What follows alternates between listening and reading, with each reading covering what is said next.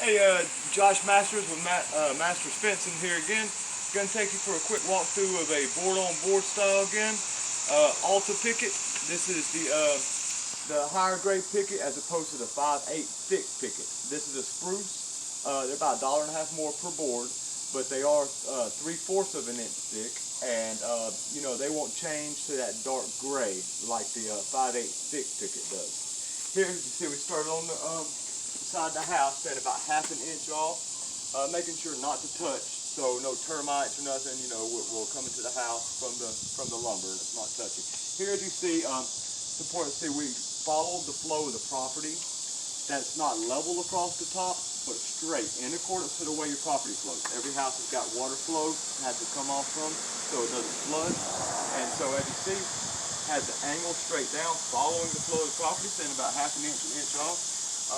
Have an inside picket with a nail, 2.5 inch ring shank, and then we left a 3.5 inch gap between each one. Then came over that gap with a 6 inch wide picket. So that leaves a little over an inch on each side to hang. What that affects? Over time, lumber can shrink, losing up to 1/4 of its density size after it loses all the moisture. This guarantees for the entire life of the fence it will always remain completely private. Even 20, 30 years from now, when the lumber starts to rot away, you'll never be able to see through any cracks, splits, spaces. It will always remain completely private. And so, coming through here to the double drive. This is a really nice 10-foot double drive. It's got some nice sturdy handles here. Lag screws in. To open, it's real simple. This is the stationary gate. This will be the one that stays closed unless needed. For access, just push down. Just slide open, just like that. This is the primary access gate, I guess that's what you call it. So there's your full swing. We'll come inside here. There's a full swing, and then give her a good shut. I always give them a good shut, make sure they sit nice and stationary. Boom. So latch here. First of all, let's go over the handles. Got your 2 access handles here in the front. The latch here is really simple to operate. All you do is just push up and out it pops. And to lock it, you can put a bolt in or a padlock, whatever you want, and then you can't open it from either side. Here for the drop rods, only one of them needs to remain down stationary to keep them both shut. But you know, if you have a storm coming on, the wind starts to blow and I put you a secondary here to be able and keep them both down nice and secure, you know, batten down the hatches. Here, most important part of the gate, the foundation. We got a 6x6 by 10 foot post and went about 4 feet down in the ground. Used about 80 pounds of quick set concrete. We actually waited 2 days before we hung these, so these posts were stationary, hard as a rock, firm as a tree, you know, immovable. So they're nice and stationary, so I know they're not going to bow, you know, they're not going to give any before I hung this heavy weight on it, because these gates are really, really heavy, but they don't operate that way because of what they're hinged to here, and because of the hinges, of course.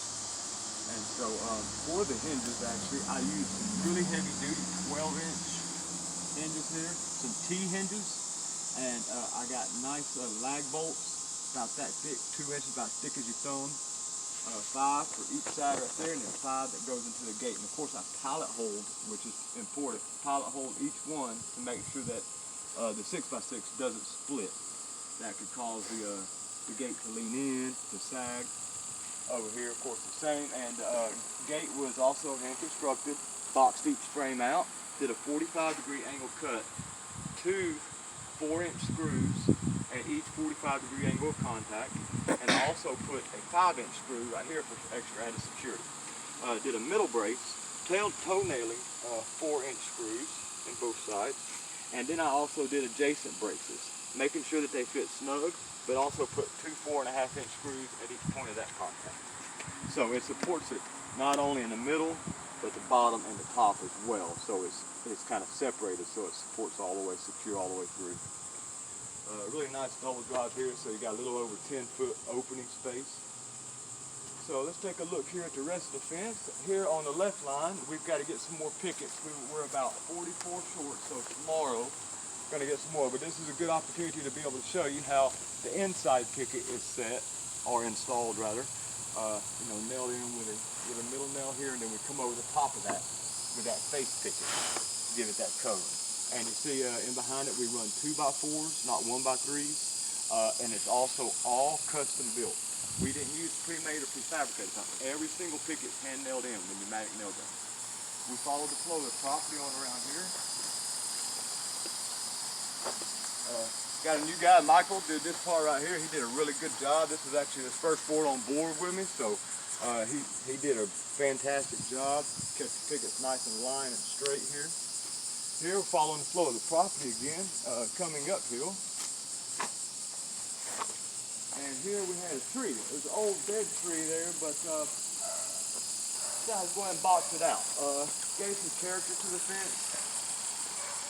Also, you know, whenever that one's removed, if you decide to put something pretty in there, like a nice big tree, it would also kind of feature it. There we just kind of came straight this way with the flat side out, 2 feet, and then 5 feet that way, and then closed it back in here. And then we follow the flow of the property back up here at an angle, staying straight across the top, all the way through, and then we'll take a look over here to the business side in the front.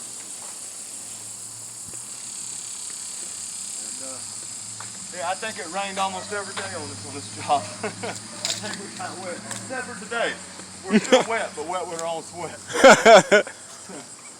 So here we got the angle again. The entire property through here has a slope that goes one way. So as you see here, we instituted that to the top. Here you see the business side of it, and not the structure side. Each post is cut to height. Pickets are extended 5.5 inches above the top rail. And that's pretty much it. And if you like this fence, like to get a quote on something like this or anything else, feel free to give us a call. My number is 912-409-2031. And as always, thanks for installing with Master Fence.